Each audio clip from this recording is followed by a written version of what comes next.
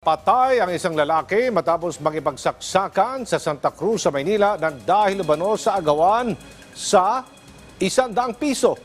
Hinala naman ng mga pulis posibleng may kinalaman sa droga ang alitan. Yan ang ulat ni Bian Manalo. Makikita sa CCTV na ito ang lalaking nakasuot ng black t-shirt na papatawid sa Santa Cruz, Manila.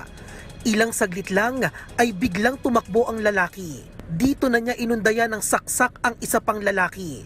Naghabulan ang dalawa pero hindi na nahagipa sa CCTV ang kanilang saksakan.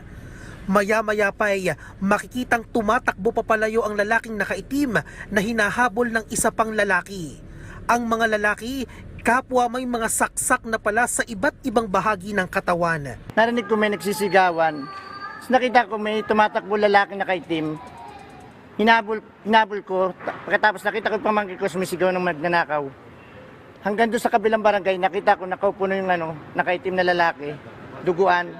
Tapos pagkasabi sa akin, kagawad, wala akong kasalanan. Nakilala ang biktima na si alias Elok. Naisugod pa siya sa ospital pero binawian din ng buhay kalaunan. Lumalabas na onsehan sa droga ang dahilan ng saksakan. Pero giit ng sospek, tinangay kasi ng biktima ang kanyang 100 piso. Lumalabas na mayroong kinuhang pera na halagang 100 piso itong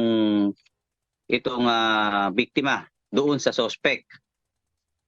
Pero ginigit nitong sospek na kaya niya unang hinabol ng saksak itong biktima ay dahil kinuhang pilit nito yung 100 piso niya. Siguro drugs nga yun eh.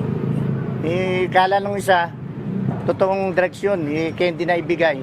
Kaya doon nagtalo sa halagang 100. Kwento naman ng kinakasama ng biktima, may banta na umano sa buhay ng kanyang live-in partner bago pa man nangyari ang pamamaslang. Huwag daw po magpapakita kasi papatayin daw po siya ni Hapon. Ang sakit po, sobrang sakit po sa sinaawa ko sa bata.